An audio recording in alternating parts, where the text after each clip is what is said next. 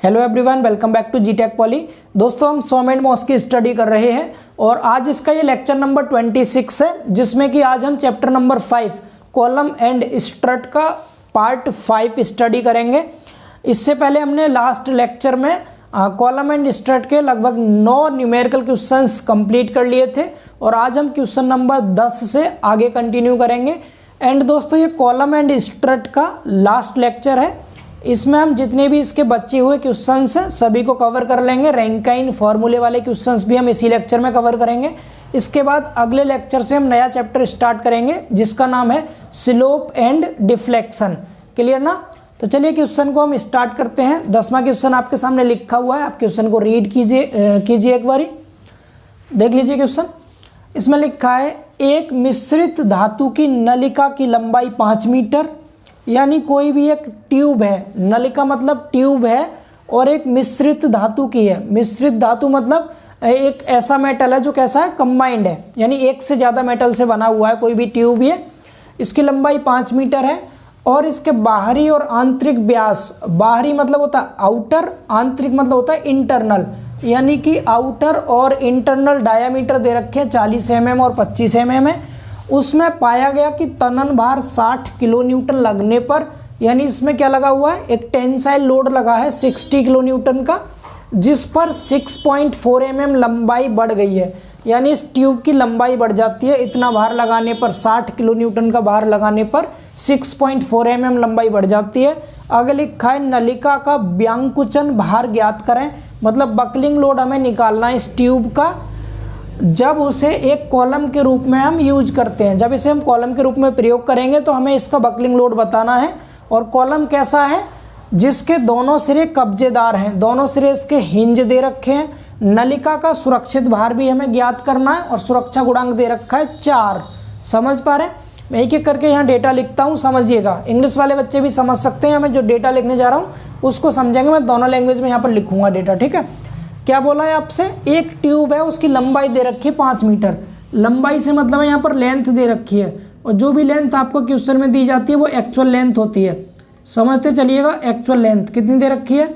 Actual length को हम small L से डिनोट करते हैं, यहाँ पर लिख दीजिएगा स्मॉल एल। ये दे रखा है कितना, 5 मीटर। इतना समझ पा रहे हैं। आगे बोला है बाहरी और आंतरिक व्यास, मतलब ये कैसा है, एक खोखला ट्यूब है जिसका बाहरी यानी आउटर डाया, मैं आउटर डाया को DO बोल दे रहा हूँ। DO 40 mm है आउटर वाला।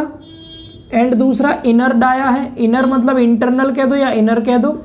आंतरिक व्यास जिसे मैं DI बोल रहा हूँ, I फॉर इंटरनल या इनर हो गया। कितना है, 25 mm है, 25 mm। इतना समझ पा रहे हैं। आगे बोला है उसमें पाया गया कि तनन भार 60 किलो न्यूटन लग रहा है। इसमें जो टेंसाइल लोड लग रहा है, टेंसाइल लोड, आप इसको फोर्स F भी बोल सकते हैं। कितना है, 60 किलो न्यूटन है, 60 किलो न्यूटन। क्लियर? आगे बोला लगने पर 6.4 mm लंबाई बढ़ गई है। Increase in length, increase in length, length कितनी इंक्रीज हो रही है, लंबाई में वृद्धि को डेल्टा L बोलते हैं हम, या हम इसी को इलोंगेशन कह सकते हैं ना। कितना हो रहा है, 6.4 mm की लंबाई में वृद्धि हुई है।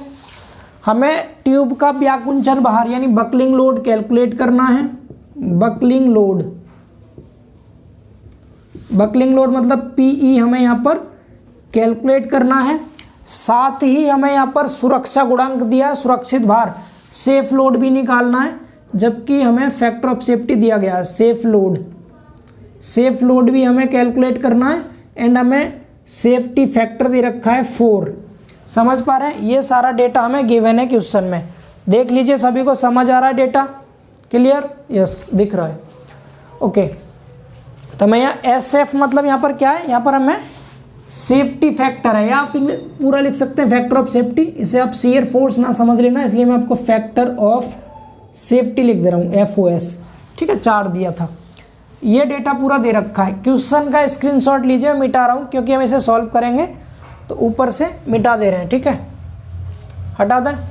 चलिए,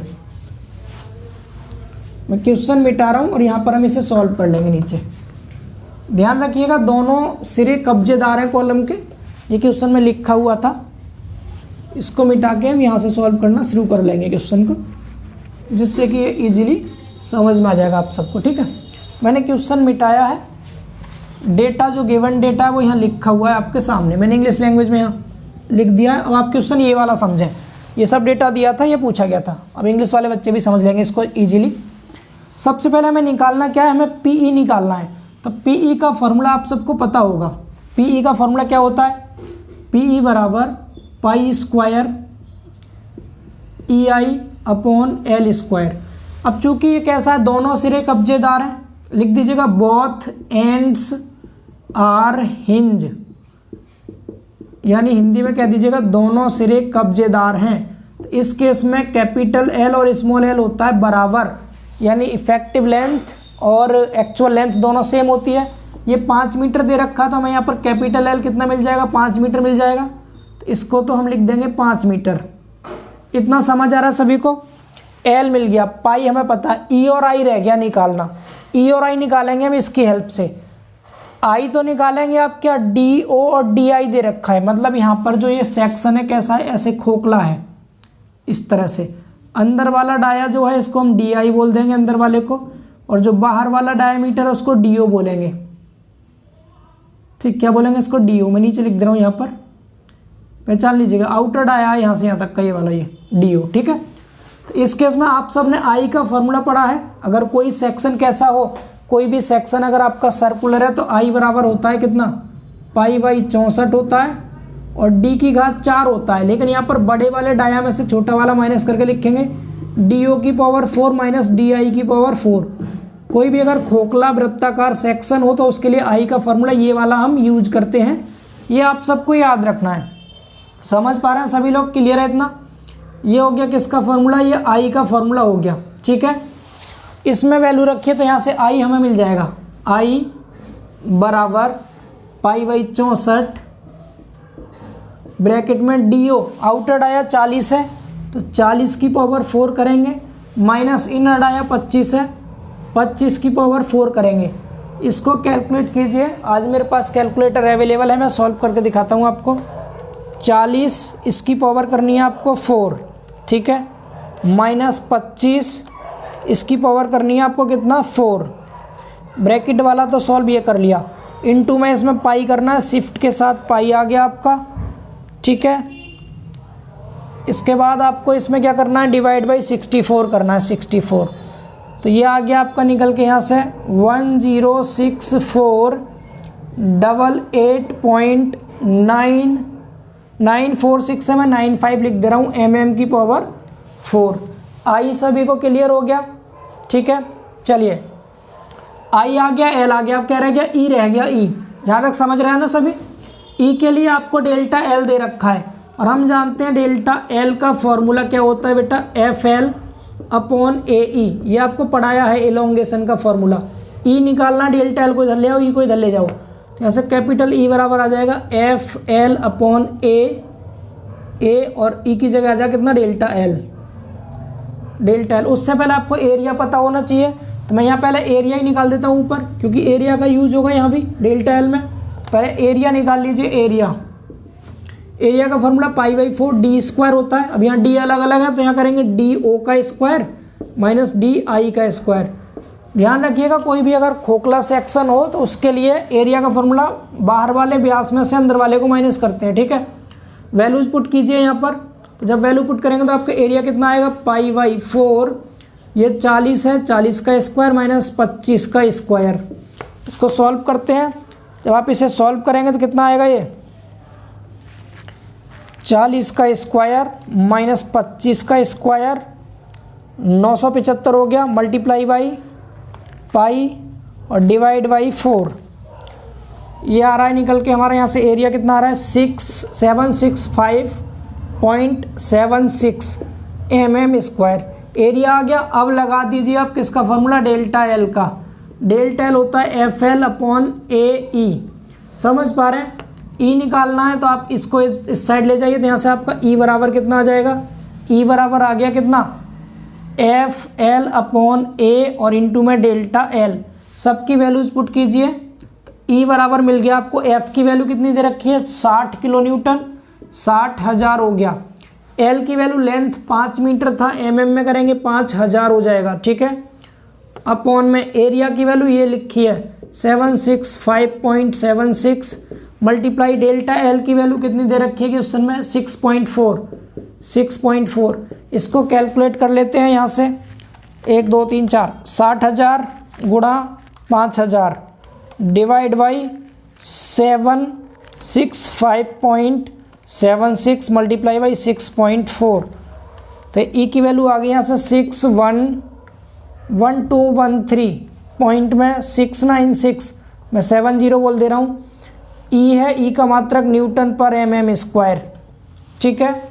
ये निकल के आ गया ई यहाँ से, इतना समझ पा रहे हैं। अब सारी वैल्यूज हैं, हमें पीई निकालना है, पीई ये है, यहाँ फॉर्मूले में पुट कीजिए डियर। तो पीई बराबर क्या आ जाएगा, पाई स्क्वायर लिख दिया, गुणा में ई की वैल्यू, ई ये है 61213 पॉइंट में 70, पाई स्क्वायर ई इंटू आई की वैल्यू ये है 106488.95 अपॉन में एल का स्क्वायर, एल 5 मीटर है तो 5 मीटर का मतलब 5000 हो गया, 5000 इसका स्क्वायर।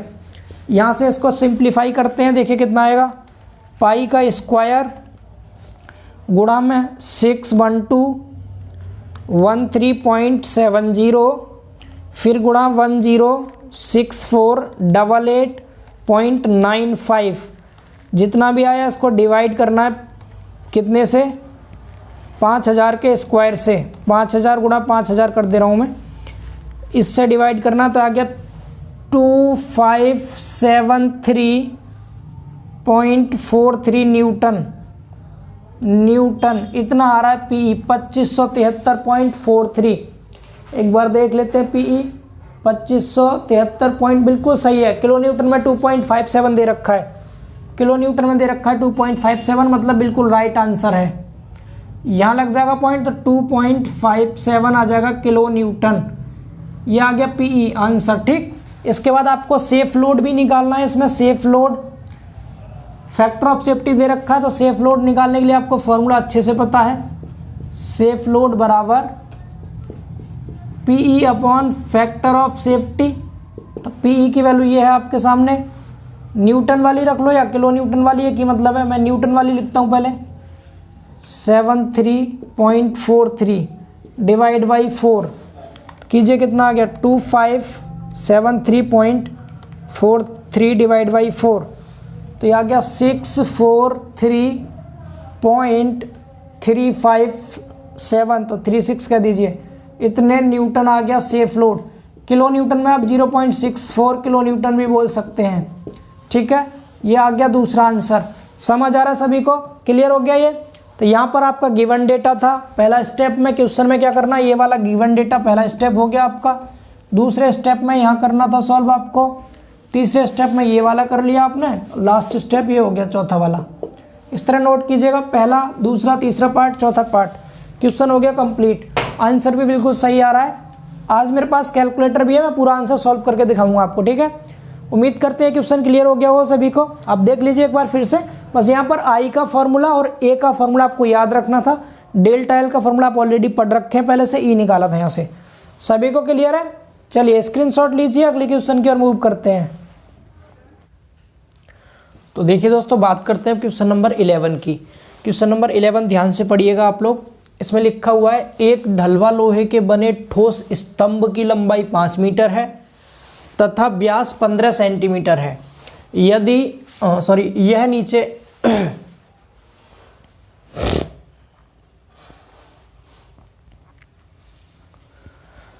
अब देखिए क्वेश्चन नंबर 11, क्वेश्चन नंबर 11 को पढ़िए। इसमें लिखा है, एक ढलवा लोहे के बने ठोस स्तंभ की लंबाई 5 मीटर तथा व्यास 15 सेंटीमीटर है। मतलब कोई भी एक सॉलिड कॉलम है जो कास्ट आयरन का बना हुआ है और इसकी लेंथ दे रखी है 5 मीटर एंड डायमीटर दे रखा है 15 सेंटीमीटर। आगे लिखा है, यह नीचे के सिरे पर फिक्स्ड है एंड दूसरे सिरे पर फ्री है। अगर सुरक्षा गुणांक 5 है तो निरापद भार यानी कि सेफ लोड ज्ञात करें। रैंकाइन सूत्र में स्मॉल ए का मान ढलवा लोहे के लिए 1/1800 लें तथा ई बराबर 190 गीगा न्यूटन पर मीटर स्क्वायर है। ठीक है, तो क्वेश्चन में आपको क्या पूछा, रैंकाइन फॉर्मूले का यूज करना है। अब सबसे पहली चीज आपको रैंकाइन फॉर्मूला पता होना चाहिए। ठीक है, सबसे पहले हम लिखते हैं इसका गिवन डेटा, आपको क्वेश्चन में क्या क्या दिया गया है। तो क्वेश्चन को ध्यान से पढ़ेंगे। आप क्या दिया है इसमें, लंबाई दे रखी है कॉलम की लंबाई जो दी होती है उसको हम एक्चुअल डेप्थ बोलते हैं, एक्चुअल लेंथ बोलते हैं। लिखेंगे गिवन डेटा। गिवन डेटा में क्या क्या है, एक तो दिया आपको एक्चुअल लेंथ, हिंदी वाले बच्चे बोल देंगे वास्तविक लंबाई, जिसे स्मॉल एल बोलते हैं। कितना दे रखा है, 5 मीटर। ठीक, एंड व्यास दिया है कॉलम का डाया, यानी डाया ऑफ कॉलम।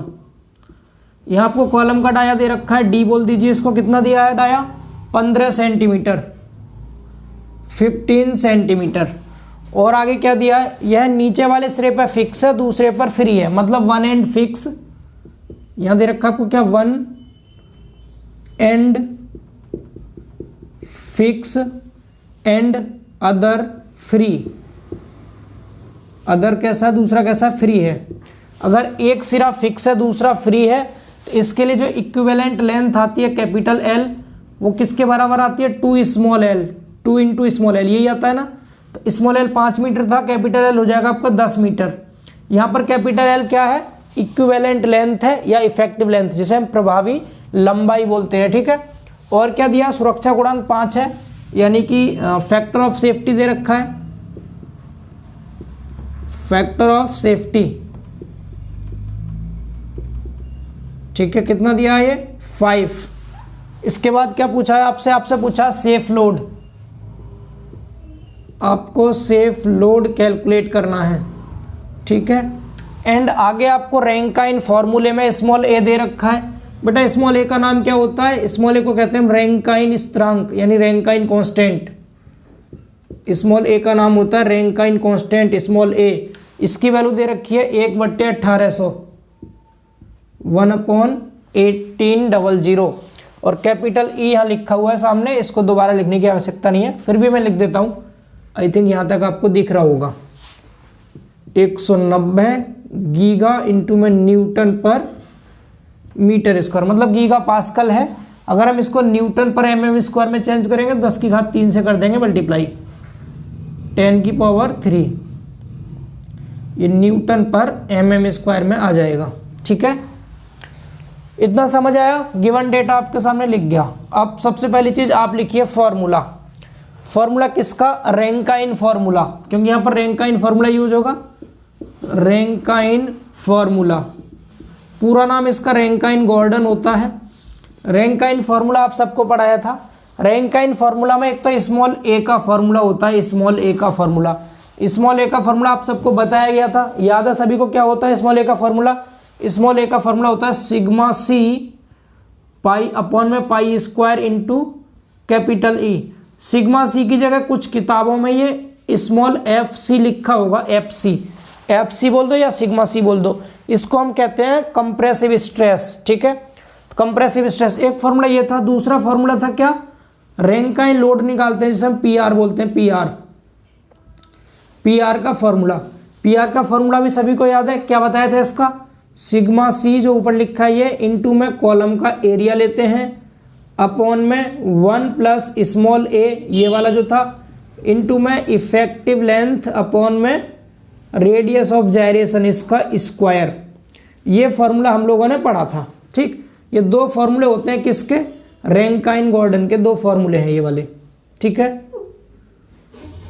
इन दोनों फॉर्मूलों को आप सबको याद करना है। जितने भी क्वेश्चन होंगे रैंकाइन गॉर्डन के सभी इसी फॉर्मूले से होंगे, इन्हीं 2 फॉर्मूलों के यूज से। यहां तक समझ आ रहा है। मेनली हमें निकालना है सेफ लोड, तो सेफ लोड निकालने के लिए आपको पहले ये निकालना होगा पीआर। ठीक है, रैंकाइन लोड जिसे हम कहते हैं। ठीक, इसे निकालने के लिए सिग्मा सी चाहिए, क्वेश्चन में नहीं दे रखा है। सिग्मा सी आपको इस फॉर्मूले से मिलेगा, क्योंकि स्मॉल ए दिया है, पाई स्क्वायर ई को इस साइड ले जाएंगे तो आपको सिग्मा सी मिल जाएगा, यहाँ रख देंगे। एरिया के लिए आपको डायमीटर दे रखा है, आप एरिया निकाल देंगे इजीली। स्मॉल ए की वैल्यू आपको यहाँ पर दे रखी है, स्मॉल ए की वैल्यू एल अपॉन के, एल की वैल्यू कैपिटल एल आपके सामने ये है 10 मीटर, और के की वैल्यू निकालने के लिए आपको आई की आवश्यकता पड़ेगी। ठीक है, तो चलिए सॉल्व करते हैं इसको। सबसे पहले हमें एक एक करके सभी वैल्यूज को निकालना है। पहले निकालेंगे सिग्मा सी। ठीक, मैं सिग्मा सी यहाँ निकाल देता हूँ। यहाँ पर सिग्मा सी बराबर, आप खुद देख लीजिए, इन दोनों को इस साइड लेके क्या हो गया, स्मॉल ए इंटू में पाई स्क्वायर ई। यहाँ पर वैल्यूज पुट कीजिए सभी की। स्मॉल ए की वैल्यू कितनी है, 1/1800 लिख दीजिए यहाँ। 1/1800 गुणा पाई स्क्वायर इंटू में ई की वैल्यू ये रही 190 गुणा 10⁻3। ये आपका स्मॉल ई आ जाएगा, सिग्मा सी आ जाएगा न्यूटन पर mm स्क्वायर में। कैलकुलेट कर लेते हैं इसको, कितना है, पाई स्क्वायर है गुणा में 190 गुणा 10⁻3। ठीक है, जितना आया इसको डिवाइड करना है 1800 से, तो 1041 कितना आ रहा है ये, सिग्मा सी यहाँ तक दिख रहा है, इधर लिख देता हूँ मैं। सिग्मा सी बराबर कितना है 1041.79 न्यूटन पर mm स्क्वायर। ये आ गया सिग्मा सी निकल के। इतना क्लियर हुआ सभी को? ठीक है, दिख रहा है नीचे तक? हाँ क्लियर है। सिग्मा सी सॉल्व हो गया। अब इसके बाद क्या चाहिए आपको, सिग्मा सी के बाद चाहिए एरिया निकालने के लिए आपने फॉर्मूला पढ़ा है सभी ने, पाई/4d स्क्वायर। पाई/4 डी कितना है, व्यास 15 सेंटीमीटर है, mm में 150 हो जाएगा ये इसका स्क्वायर। तो यहाँ से एरिया की वैल्यू मिल जाएगी, निकाल लो इसको। पाई इंटू में 150 का स्क्वायर डिवाइड बाई 4, 17671.458, तो मैं 46 लिख दे रहा हूँ mm स्क्वायर। एरिया भी मिल गया। स्मॉल ए की वैल्यू क्वेश्चन में दे रखी है आपको ऑलरेडी, स्मॉल ए ये रहा। एल की वैल्यू है आपके पास 10 मीटर, ये रहा। के रह गया के। अब रेडियस ऑफ जायरेशन के का फॉर्मूला आप सबने पढ़ा है, क्या होता है, I/A लेते हैं अंडर रूट में, पढ़ा है सभी ने ये। तो ए आपके पास है, आई निकाल लीजिए। आई निकालने के लिए वृत्ताकार काट है तो पाई डी की घात 4/64 लेते हैं। सॉल्व करिए इसको, तो पाई डी की वैल्यू 150 की पावर 4/64। इसको सॉल्व करेंगे, यहाँ से कर लीजिए, कितना आएगा ये, पाई इंटू में 150 की पावर 4 और डिवाइड बाई 64। काफ़ी बड़ी वैल्यू आ रही है, इसको ENG से पावर में चेंज कर लेंगे तो आ रहा है 24.85 इंटू में 10 की पावर 6। आई है mm की पावर 4 में आएगा। आई मिल गया। ए ये आपके पास, के निकाल दीजिए यहाँ से। के बराबर अंडर रूट में आई की वैल्यू रखो 0.85 इंटू 10 की पावर 6 अपॉन में एरिया की वैल्यू रखो 17671.46। करिए सॉल्व इसको, डिवाइड करना में किससे, 17671.46। इससे डिवाइड करके इसका निकाल देना रूट निकालिए इसका। तो के की जो वैल्यू आ रही है 37.499, तो मैं के बराबर लिख दूंगा यहाँ पर कितना, 37.50 कर दीजिए इसको। ठीक है, 50, ये के मिल गया आपको। के की वैल्यू, स्मॉल ए की वैल्यू, सिग्मा सी की वैल्यू, कैपिटल ए की वैल्यू, सिग्मा सी की वैल्यू, और ये इधर स्मॉल ए की वैल्यू, ये सारी वैल्यूज आपको मिल चुकी हैं। और एल की वैल्यू भी, कैपिटल एल की वैल्यू भी। इन सभी वैल्यूज को उठा के इस फॉर्मूले में पुट करना है आपको सिर्फ। ठीक है, इसका स्क्रीनशॉट लीजिए जल्दी से। मैं क्वेश्चन को रफ करके और ऊपर इसकी वैल्यू रख के आंसर निकाल देता हूँ। ठीक, चलिए यहाँ पर हम क्वेश्चन को सॉल्व कर ले रहे हैं। बहुत सिंपल लैंग्वेज में समझा रहा हूँ, बिल्कुल आराम से। जो वैल्यू चाहिए कि करके निकाल रहे हैं हम, आपको समझ आना चाहिए ये। अच्छा, ये भी क्वेश्चन का ही पार्ट है, इसे भी मिटा दो। यहाँ से एक लाइन खींच ले रहे हैं और ऊपर हम सॉल्व कर दे रहे हैं। ठीक है, सबसे पहले हम निकालेंगे पी आर बराबर सिग्मा सी की वैल्यू कितनी है, सिग्मा सी ये रहा 1041 1041.79 इंटू में सिग्मा सी के बाद एरिया की वैल्यू ये रही 17671.46 अपॉन में एरिया के बाद अपॉन में क्या दिया, अपॉन में देखिए अपॉन में नीचे क्या क्या है 1 है, 1 लिख दिया, प्लस स्मॉल ए की वैल्यू 1/1800 ब्रैकेट में एल की वैल्यू 10 मीटर था, एमएम में करेंगे 10,000 हो जाएगा, अपॉन के की वैल्यू 37.50 इसका स्क्वायर। इसकी कैलकुलेशन को कीजिए। देखिए सबसे पहले मैं नीचे वाला कैलकुलेट कर लेता हूँ 140 डिवाइड बाई 37.50 जितना भी आया इसका कर दिया स्क्वायर, ठीक है। फिर इसमें जो वैल्यू आई है इसमें डिवाइड करना 1800 से 1800 से डिवाइड किया 39.50 आया, इसमें एक जोड़ देना है तो नीचे तो 40.50, इस टोटल की वैल्यू कितनी आ रही है 40.50, ठीक है। नीचे वाले की वैल्यू अब सॉल्व कर लेते हैं। इसको ऊपर कितना लिखा है 1041.79 गुणा 17671.46, इसका जो भी मल्टीप्लाई करके आएगा आप इसको आंसर से डिवाइड करके आंसर निकाल देंगे 454497 45 बिल्कुल सही है, ठीक है। ओवरऑल में डायरेक्ट निकाल दिया है इसका आंसर 454497.40 इतना न्यूटन आ गया ये, ठीक है। नीचे वाला आया था सॉल्व करके, इसको मिटा रहा हूँ। ये ओवरऑल कैलकुलेशन ये आएगी, आप सॉल्व कर लीजिएगा।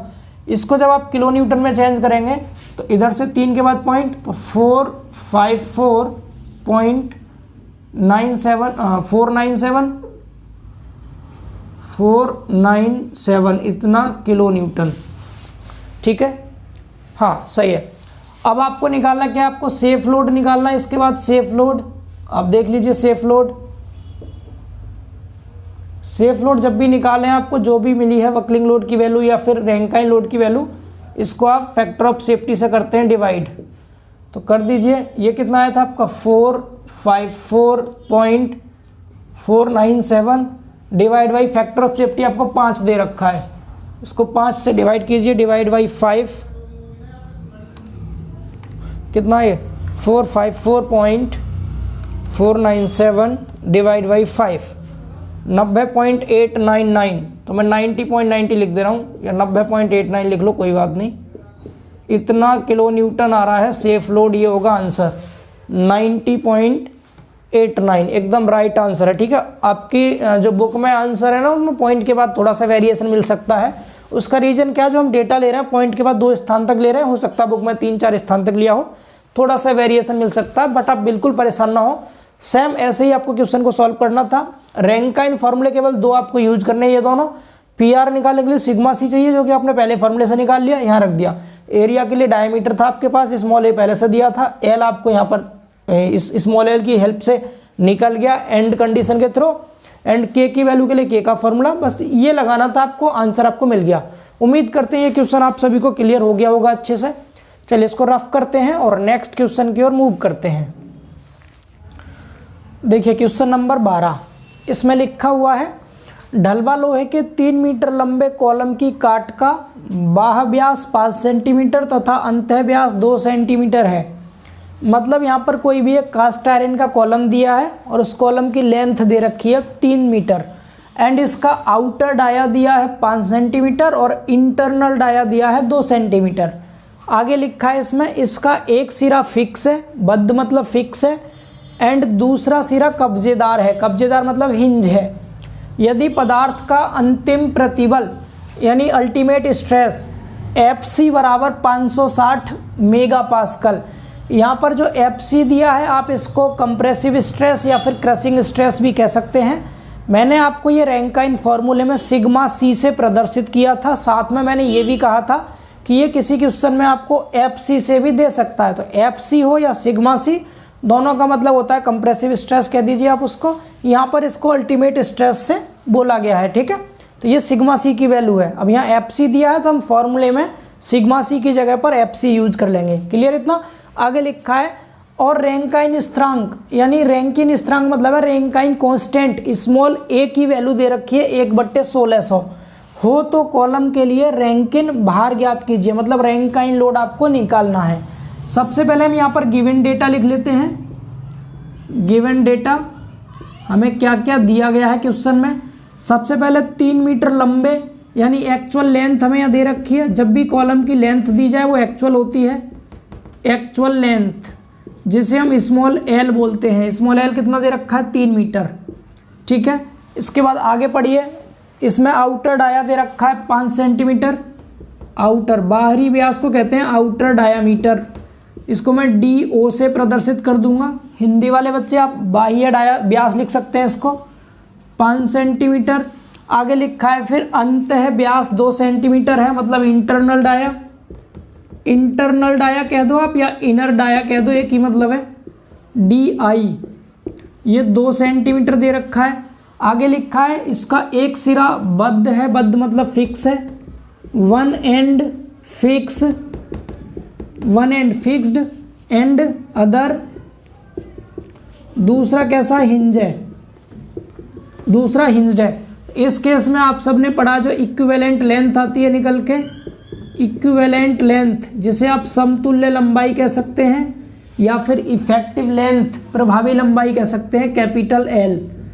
कैपिटल एल का फॉर्मूला इस केस में क्या होता है, जब एक सिरा फिक्स है दूसरा सिरा हिंज है, तो आपको बताया था इसमें बकलिंग केवल यहाँ तक होती है, जो स्मॉल एल से कम रहता है।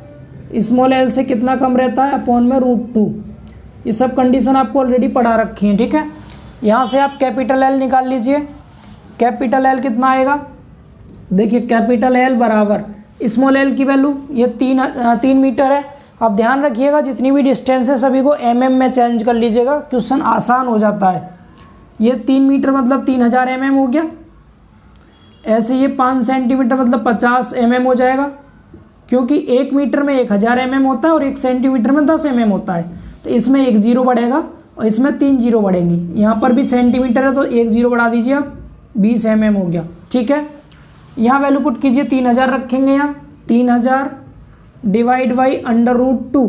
तो यहाँ से देखिए कैपिटल एल की वैल्यू कितनी आ रही है, 3000 डिवाइड बाई √2, 2121.32, 2121.32 इतना mm आ गया।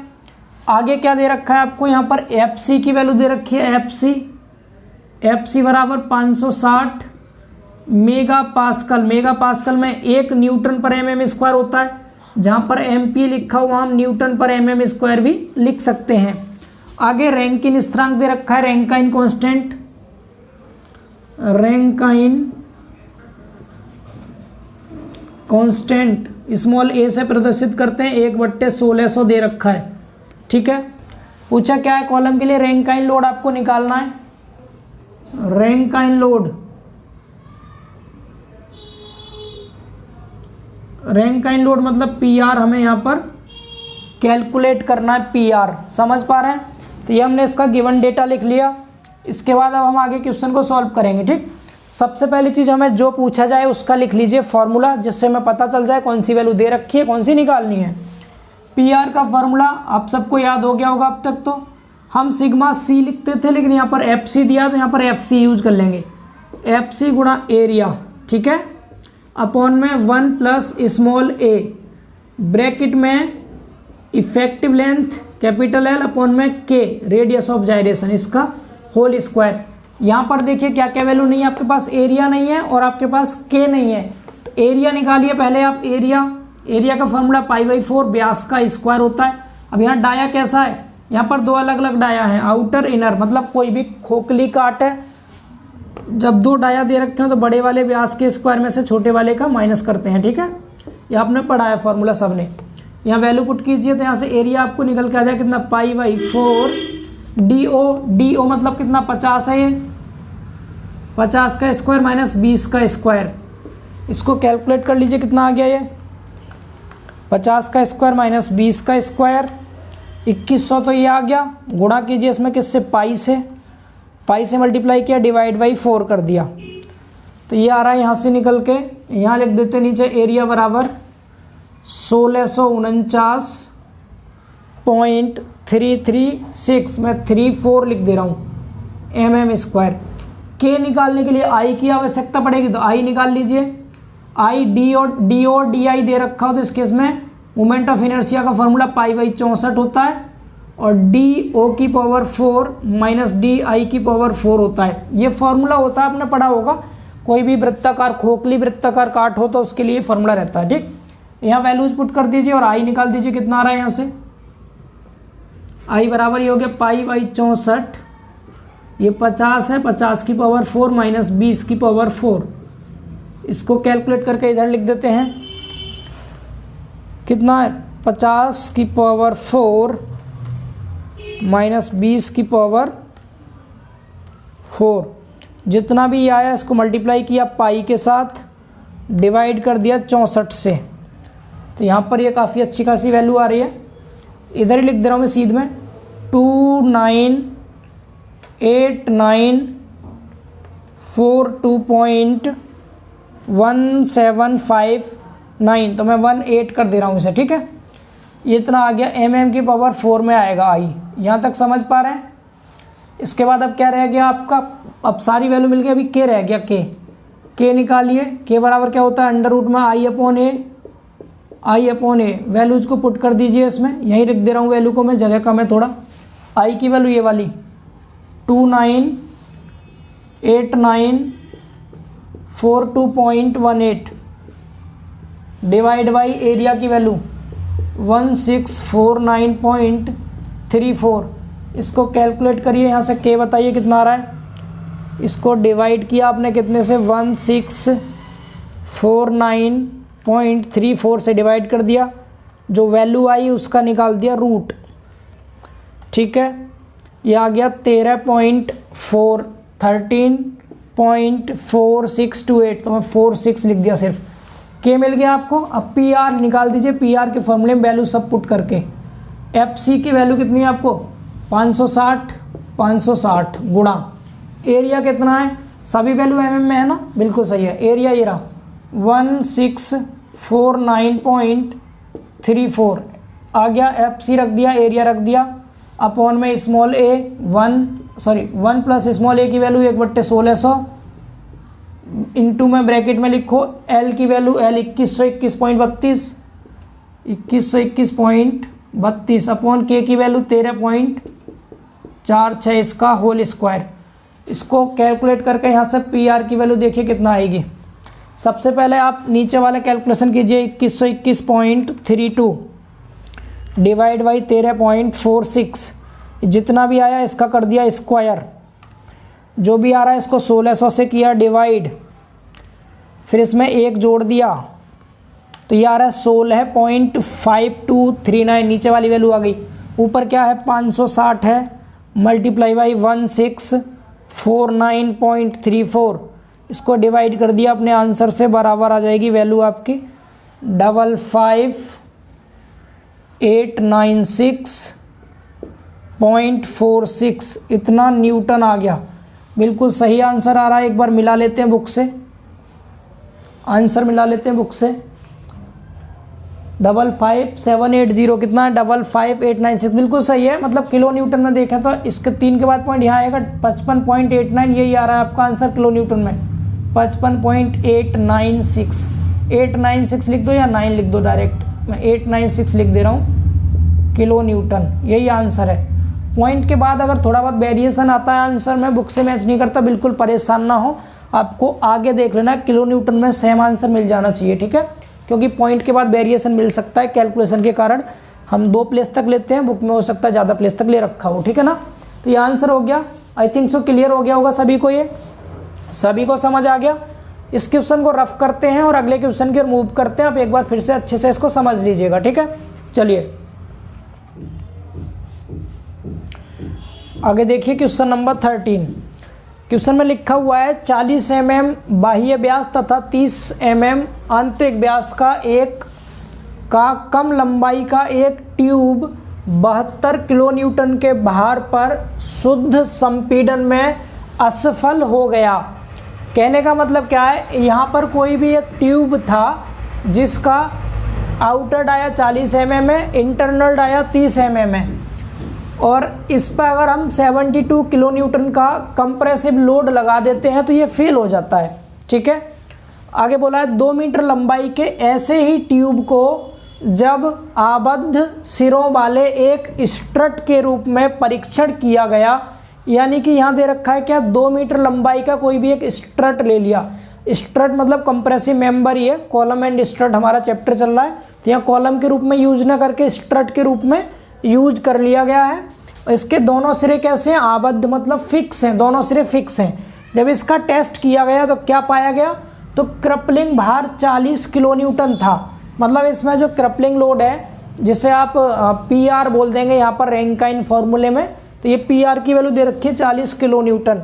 आगे लिखा है यह मानते हुए कि रैंकिन सूत्र के लिए FC का मान प्रथम परीक्षण से प्राप्त है, तो इसी सूत्र में स्थिरांक स्मॉल a का मान ज्ञात कीजिए। अच्छा क्वेश्चन है, प्रीवियस ईयर में पूछा गया क्वेश्चन है, बट सिंपल है। आपको थ्योरी पार्ट थोड़ा ज़्यादा लग रहा है इस क्वेश्चन में, बट बहुत आसान क्वेश्चन है, समझते हैं। देखिए सबसे पहले हम लिखेंगे गिवन डेटा।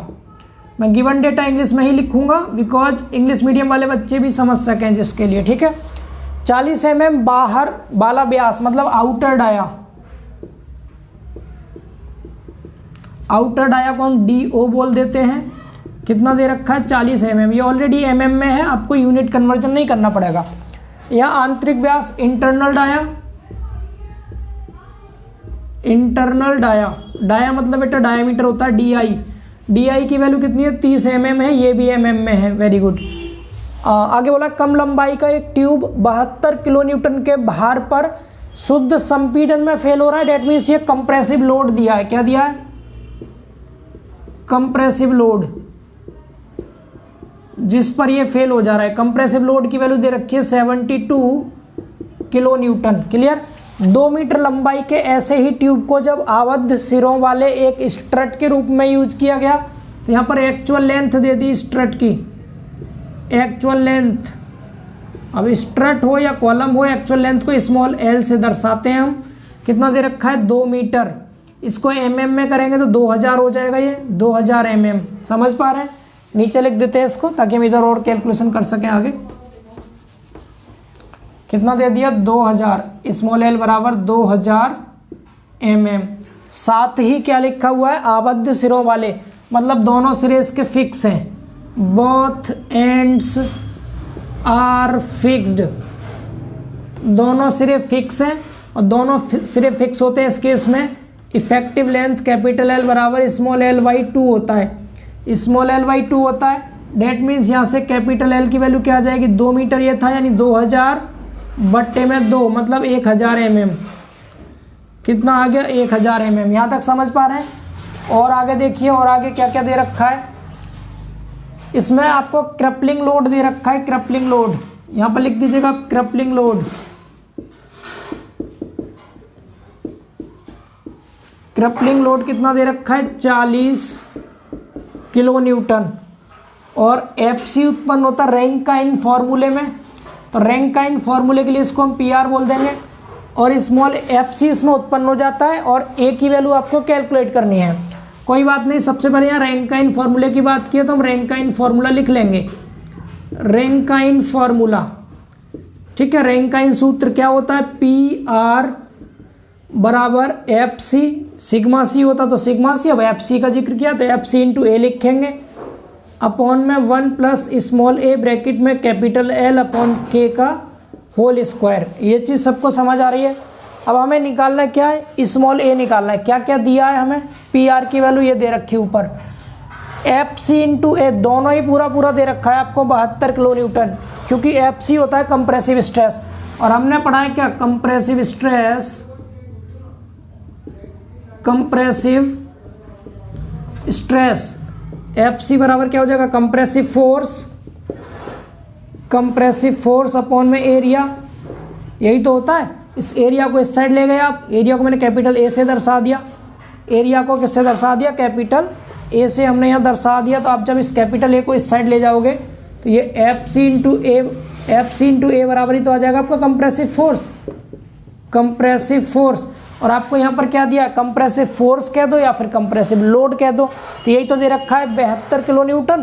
तो आप सीधे क्या बोल देंगे यहाँ पर, एफ सी इंटू ए बराबर आपको कितना दे रखा है, 72 किलो न्यूटन, या फिर आप कह सकते हैं इसको 72,000 न्यूटन। ठीक है, इतना न्यूटन। ये ऊपर वाली टोटल वैल्यू आपको ये दे रखी है क्वेश्चन में, पी आर की वैल्यू ये दे रखी है आपको, स्मॉल ए निकालना है, एल की वैल्यू ये आपके पास 1000, अब केवल के बचा। अब के के लिए आपको क्या निकालना होगा, के के लिए आई चाहिए और ए चाहिए, समझ पा रहे हैं सभी। ठीक है, तो आप इतना एक बारी इसका स्क्रीनशॉट ले लीजिए। मैं यहाँ पर लिख देता हूँ, यहाँ पर 72 लिखा हुआ है ना, इसके ब्रैकेट में यहाँ लिख दे रहा हूँ, ये एफ सी के इंटू ए की वैल्यू थी, कैसे थी वो मैंने आपको यहाँ दिखा दिया। ठीक है, मैं इसको हटा रहा हूँ, टोटल को सिर्फ इन शॉर्ट वैल्यू लिख देता हूँ आपको यहाँ पर, हटाएं इसको।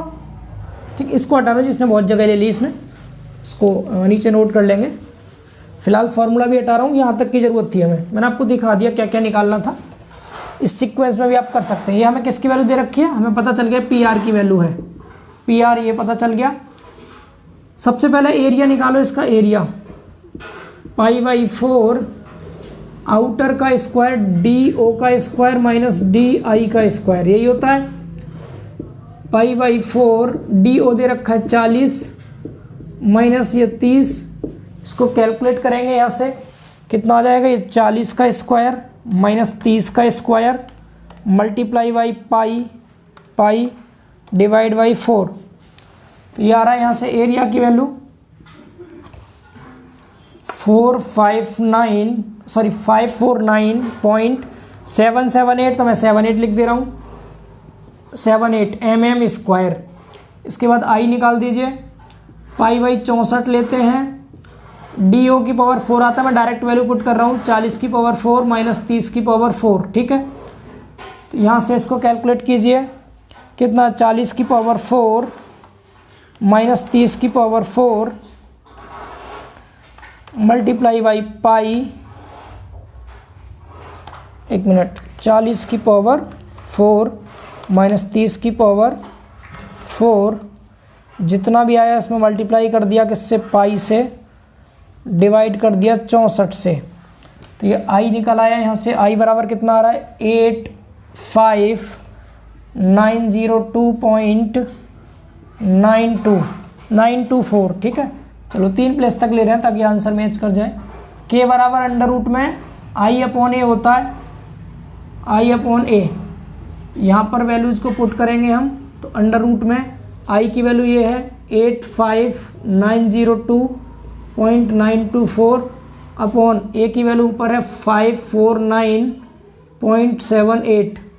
ठीक है, इनको यहाँ से डिवाइड कर लिया, डिवाइड बाई 549.78, जितना भी आया इसका निकाल दिया स्क्वायर रूट 12.499, तो 12.50 कर देंगे इसको, ये डिस्टेंस है mm में आ गया।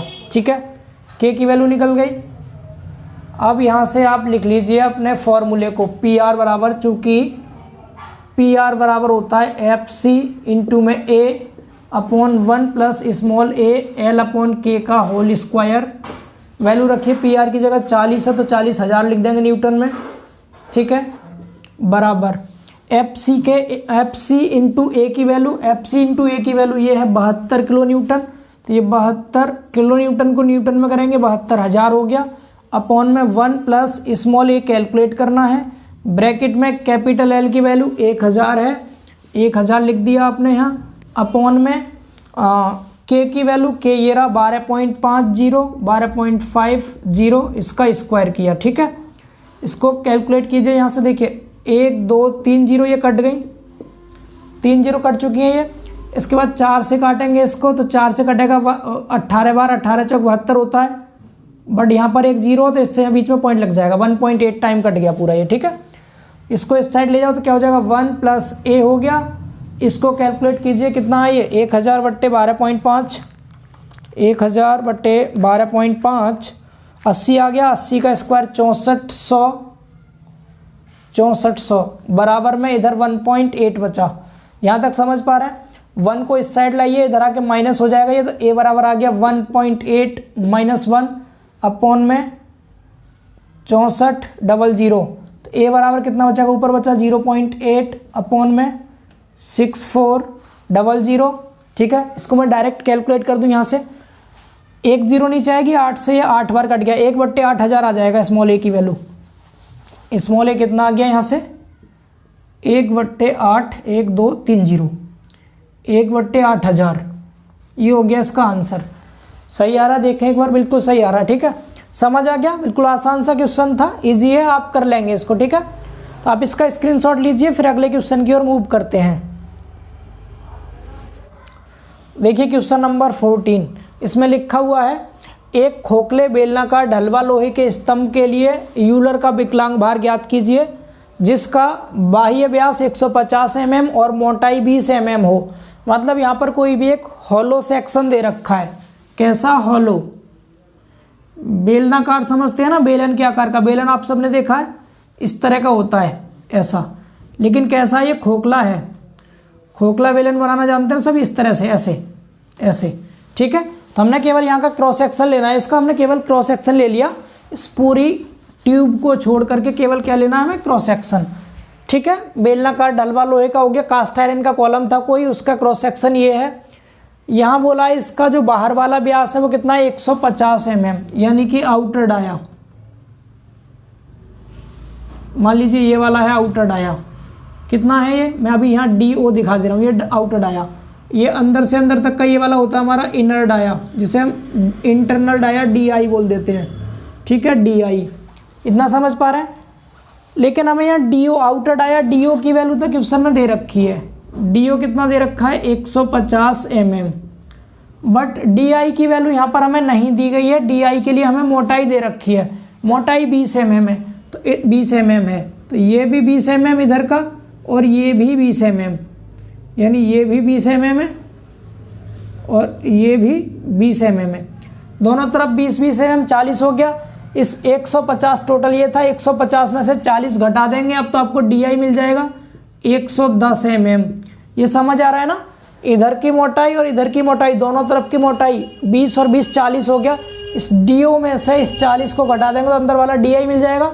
तो 150 में से हमने 40 घटाया, 110 मिल गया। यहाँ तक समझ पा रहे हैं। स्तंभ 6 मीटर लंबा है, यानी कॉलम की लंबाई दे दी यहाँ से, एक्चुअल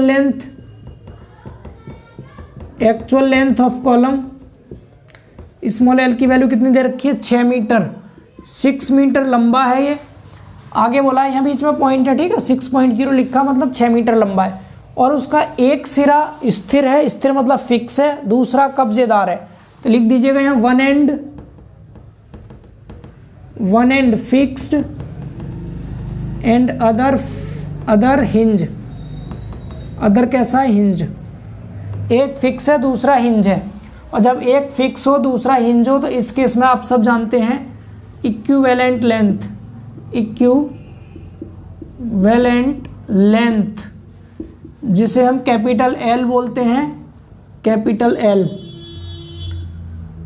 L बराबर स्मॉल l अपॉन में √2 होता है। स्मॉल l की वैल्यू 6 मीटर है, तो कैपिटल L आ जाएगा 6000 को डिवाइड कर दीजिए √2 से, तो यहाँ से कैपिटल L की वैल्यू मिल जाएगी। इसे कैलकुलेट कीजिए, कितना आ रहा है ये, 6000 डिवाइड बाई √2, तो ये 4242.64 इतने mm आ गया कैपिटल L। यहाँ तक समझ पा रहे हैं।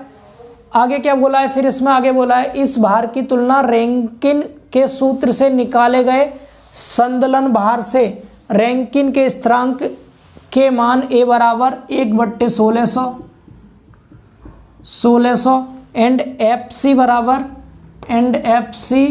बराबर 6 × 10⁻², मतलब 600 बोल सकते हैं, न्यूटन पर mm² का उपयोग करते हुए कीजिए। कैपिटल E की वैल्यू ये दे रखी है, ठीक है। मतलब हमें किस किस का कंपेयर करना है। पहली चीज़ तो हमें यूलर का विकलांग भार निकालना है, मतलब यूलर के फॉर्मूले से हमें बकलिंग लोड निकालना है। यूलर का बकलिंग लोड, जिसे हम यूलर्स लोड कहते हैं, यूलर्स लोड, जिसे क्या बोल देंगे हम, PE। एक तो हमें ये कैलकुलेट करना है, दूसरा हमें कंपेयर करना है किस किस का, इस PE का और जो रैंकाइन के फॉर्मूले से निकलता है PR, जिसे हम रैंकाइन लोड भी कह सकते हैं, रैंकाइन्स लोड, जिसे हम पीआर बोलते हैं, पीआर, इसको कैलकुलेट करके दोनों का रेशियो निकाल देना, पीई अपॉन पीआर हमें कैलकुलेट कर देना है। ये चीज़ बताइए, समझ पा रहे हैं इतना? ये सभी को क्लियर है? तो अब आप एक बारी क्वेश्चन का स्क्रीनशॉट ले लीजिए, क्योंकि मुझे क्वेश्चन मिटाना पड़ेगा, काफ़ी जगह में है क्वेश्चन ये, ठीक है, जिससे हम इसको सॉल्व कर पाएँ। हटा दें क्वेश्चन को, डेटा पूरा यहाँ लिखा हुआ आप देख सकते हैं। मैं क्वेश्चन हटा रहा हूँ।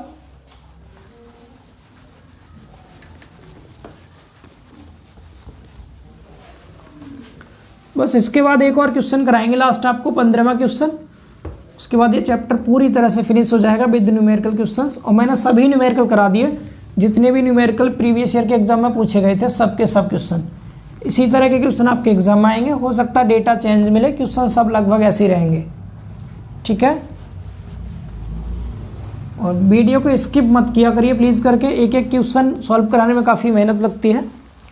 आपको कोई चीज़ समझ नहीं आ रही पूछ लिया करें, बट सभी क्वेश्चंस को ज़रूर समझा करें, ठीक है। वैसे भी मैं आपको केवल इंपॉर्टेंट क्वेश्चंस ही कराता हूँ, बहुत ज़्यादा नहीं कराता। सबसे पहले हम निकालेंगे पीई, यहाँ निकाल लेते हैं, ठीक है। पीई तो इधर निकाल दे रहे हैं। पी का फॉर्मूला हम सब ने पढ़ा है। अब पी का फॉर्मूला आप देखिए, यहाँ पर हमारा एल भी आएगा, आई आएगा, के आएगा, मैं उसे भी पहले ही निकाल लेता हूँ, जिससे हमें दिक्कत ना हो बाद में। एरिया निकाल लो पहले, π/4, दो अलग अलग डाया है तो डी ओ का स्क्वायर माइनस डी आई का स्क्वायर, ठीक है। वैल्यूज पुट करेंगे यहाँ पर, π/4 डी ओ 150 और 110 है, ये 150 का स्क्वायर माइनस 110 का स्क्वायर। इसको कैलकुलेट करते हैं फास्टली, 150 का स्क्वायर माइनस 110 का square multiply by pi divide by 4, ये आ रहा है कितना, 8168.14 mm स्क्वायर। एरिया निकल गया। साथ साथ मोमेंट ऑफ इनर्शिया आई निकाल दीजिए, π/64 करते हैं, डी पे घात 4 करते हैं। मैं डायरेक्ट लिख रहा हूँ 150 की पावर 4 माइनस 110 की पावर 4, ठीक है। इसे भी सॉल्व करके लिख लीजिए। यहाँ पर कितना आ रहा है ये, 150 की पावर 4 माइनस 110 की पावर 4, ठीक। 150 की पावर 4 माइनस 110 की power 4 multiply by pi divide by 64। काफ़ी बड़ा डेटा है, ENG दबा लेते हैं तो 17.66 कितना आ रहा, 17.66 17.66 गुणा 10 की घात 6, ये आ रहा है किसमें, mm की पावर 4 में आएगा, ठीक है। एरिया मिल गया, आई मिल गया। अब निकाल लीजिए बाकी, के निकाल दीजिए यहीं पे। के की भी आवश्यकता पड़ेगी ना रैंकाइन फॉर्मूले में, तो सारी वैल्यूज यही निकाल लेते हैं। I/A, तो के बराबर हो जाएगा अंडर रूट, आई की वैल्यू ये है 17.66 इंटू 10 की पावर 6 अपॉन में एरिया ये है 8168.14, टोटल पर रूट है ये। इसको कर लीजिए, कितना आएगा ये, 17.66 गुणा 10 की घात 6 डिवाइड बाई 8168.14, 2162 आया। इसका रूट निकाल दीजिए तो यार है 46.497 में 50 कर दे रहा हूँ, 46.50 mm के निकल गया, ठीक है। ये सब वैल्यूज हम निकाल चुके हैं। अब यहाँ पर लाइन खींच लेते हैं और यहाँ से ऊपर इधर सॉल्व कर लेते हैं, ठीक है। ये सब पहले इसे नोट करना, फिर इसे, इसके बाद इसे। अब आगे क्वेश्चन में दोनों निकालते हैं, पहले पीई फिर पीआर। सबसे पहले पीई निकाल लीजिए। पीई का फॉर्मूला आप सब जानते हैं क्या होता है, π² EI अपॉन में L square, capital L square, ठीक है। वैल्यूज पुट कीजिए, π² गुणा ई की वैल्यू ये रही 0.8 इंटू 10 की पावर 5 गुणा आई की वैल्यू, आई ये है 17.66 इंटू 10 की पावर 6 अपॉन में एल स्क्वायर। एल की वैल्यू कितनी है, एल ये है एल 4242.64, इसका स्क्वायर। इसको कैलकुलेट कीजिए, यहाँ से हमें मिल गया पीई, ये न्यूटन में आएगा पीई। लिख लेते हैं इसको, कितना आ रहा है देख लीजिए, एक मिनट, पाई स्क्वायर गुणा 0.8 गुणा 17.66 लिख ले रहे हैं, और गुणा में 6 और 5 11, 10⁻11। ये जितना भी आ गया इसको डिवाइड करना है हमें। किससे डिवाइड करना है? 4242.64 के स्क्वायर से। ठीक है, 77465 ये आ रहा है कितना? 77454 पॉइंट में 53 इतने न्यूटन आ रहा है। ठीक है, अब चेक कीजिएगा करके, ये आपका पीई निकल चुका। अब निकाल लेते हैं पीआर। पीआर का फॉर्मूला हमें अच्छे से आता है। क्या होता है पीआर का formula? FC into capital A upon में 1 प्लस स्मॉल ए ब्रैकेट में एल अपॉन के का होल स्क्वायर। ठीक है, वैल्यू को इधर लिख लेते हैं। इसकी वैल्यू क्या आएगी? एफसी। एफसी की वैल्यू क्वेश्चन में गिवन थी ऑलरेडी, इस नोट नहीं की क्या? ये है 600 इंटू एरिया, अभी कैलकुलेट किया था, ये रहा 8168.14 अपॉन में इस 1 प्लस स्मॉल ए की वैल्यू 1/1600 ब्रैकेट में एल की वैल्यू 4242.64 अपॉन के की वैल्यू, के ये है 46.50, इसका स्क्वायर। इसको कैलकुलेट कर देते हैं यहाँ से, यहीं लिख दें या इधर लिख ले रहे हैं पीआर। पीआर कितना आएगा कैलकुलेट कीजिए, पहले नीचे वाला कैलकुलेट करते हैं। 4242.64 इसका स्क्वायर, नहीं, डिवाइड बाई 46.50 जितना भी आया इसका स्क्वायर, डिवाइड बाई 1600 1600 प्लस में 1 तो 6.20 आ रहा है। नीचे वाला टोटल 6.20 आ रहा है। 600 गुणा 8168.14 डिवाइड बाई आंसर, ये आ रहा है कितना? 790094.078 इतने न्यूटन। एक बारी देख लें दोनों वैल्यूज सही आ रही हैं। हाँ, दोनों को किलो न्यूटन में रख के इन्होंने रेशियो निकाला है, हम भी निकाल दें कोई बात नहीं। हमें निकालना क्या? हमें निकालना पीई अपॉन पीआर। पीई की वैल्यू अगर किलो न्यूटन में रखेंगे तो यहाँ आ जाएगा पॉइंट 774.65, 774.65 इतना किलो न्यूटन अपॉन में पीआर की वैल्यू देखिए किलो न्यूटन में कितनी है? पॉइंट ये 3 स्थान ही आएगा, 790.09, 790.09। ठीक है, यही आ रही थी वैल्यूज। जी हाँ, बिल्कुल सही है। तो डिवाइड कर लीजिए इनका, 774.65 डिवाइड बाई 790.09। ठीक है, तो 0.98 ये हो गया आंसर, दोनों का रेशियो। इतना सभी को क्लियर है? एकदम एग्जैक्ट आंसर आया है, यही बुक में दे रखा है आंसर, इसका बिल्कुल सही आंसर आया है। ठीक है, तो ये क्वेश्चन भी समझ आ गया होगा आप सभी को। कुछ नहीं था, सिंपल दोनों वैल्यू निकालनी थी अलग अलग, पीई और पीआर, और दोनों का रेशियो निकाल देना था। आपको फिर भी समझ नहीं आया तो आप एक बार रिपीट करके क्लास को फिर से देखिएगा, आपको क्लियर हो जाएगा अच्छे से। अब मैं एक और लास्ट क्वेश्चन कराता हूँ आज की क्लास का, और उसके बाद फिर हम क्लास को ऑफ करेंगे। ठीक है, ये चैप्टर पूरा फिनिश हो जाएगा, फिर कल से अपना नया चैप्टर कंटिन्यू करेंगे। तो इसको रफ कर दें, चलिए रफ करते हैं, अगले क्वेश्चन पर मूव करते हैं। देखिए आज की क्लास का अंतिम क्वेश्चन नंबर 15 है। इसमें लिखा है 50 mm गुणा 50 mm वर्गाकार काट के 2.5 मीटर लंबे कास्ट स्ट्रट के लिए बंकन बार की गणना कीजिए। यदि इसका एक सिरा फिक्स हो, बद्ध मतलब फिक्स हो, और दूसरा सिरा मुक्त हो, मुक्त मतलब फ्री हो, ई बराबर इतना, गणनाओं में आप क्या संशोधन करेंगे यदि स्ट्रट की लंबाई 0.75 मीटर हो तथा कास्ट की संदलन सामर्थ्य एफसी बराबर 28 न्यूटन पर mm स्क्वायर है। रैंकिन स्थिरांक का मान ये बराबर इतना लीजिए।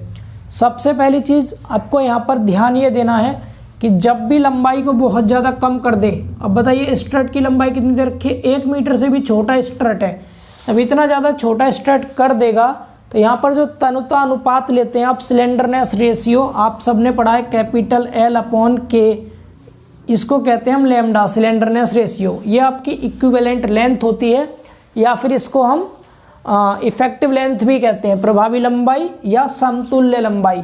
तो इसके स्थान पर हम जब लंबाई बहुत कम हो तो हम small l upon k use करते हैं, मतलब एक्चुअल लेंथ ही ले लेते हैं हम कॉलम या स्ट्रट की। उस केस में इक्विवेलेंट लेंथ हम नहीं लेते। किस केस में? जबकि कोई भी कॉलम या स्ट्रट बहुत छोटा हो, 0.75 मीटर का मतलब है 1 मीटर से भी कम लंबाई है, तो इस केस में आप कैपिटल L का यूज नहीं करेंगे, स्मॉल l का यूज करेंगे रैंकाइन फॉर्मूले में, ठीक है। क्योंकि सेकंड कंडीशन में लंबाई को चेंज किया है, पहली कंडीशन में तो लंबाई ठीक है 2.5 मीटर है, तो 2.5 मीटर के केस में तो आप स्मॉल l की मतलब कैपिटल L ही यूज करेंगे।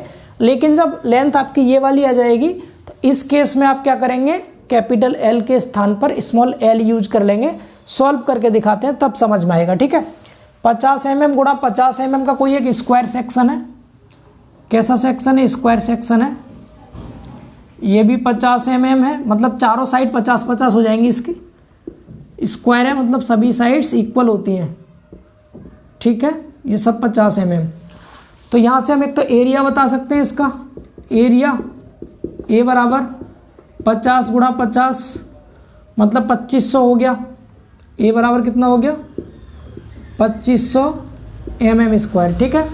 इसके बाद यहाँ से हम आई बता सकते हैं, आई बराबर बी डी की घात 3/12, 50 गुणा 50 की घात 3/12 हो जाएगा। इसको आप कैलकुलेट कर लीजिए, यहाँ से आई मिल जाएगा, आई बराबर कितना मिलेगा देखिए निकाल के,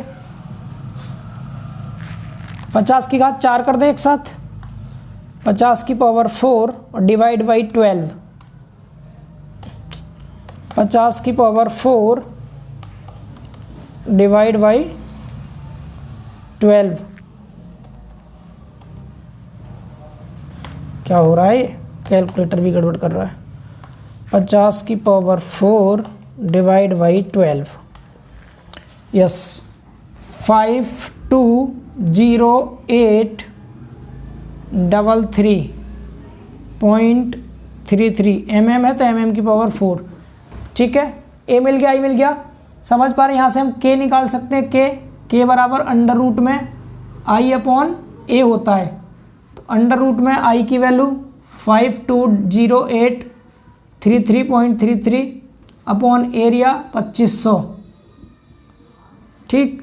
तो यहाँ से k की वैल्यू कितनी आ जाएगी, डिवाइड किया आपने इसको 2500 से और इसका निकाल दिया क्या, स्क्वायर रूट, एक मिनट, 520833.33 डिवाइड बाई 2500, इसके बाद इसका निकाल दिया स्क्वायर रूट 14.43 के की वैल्यू आ गई। के निकलने के बाद के निकल गया। अब इसके बाद आपको सबसे पहली चीज लंबाई दे रखी है यहाँ पर, एक्चुअल लेंथ जिसे हम स्मॉल एल कहते हैं, ये 2.5 मीटर दिया है स्टार्टिंग में, ठीक है। तो यहाँ से हम कैपिटल एल निकाल देंगे, इक्विवेलेंट लेंथ समतुल्य लंबाई,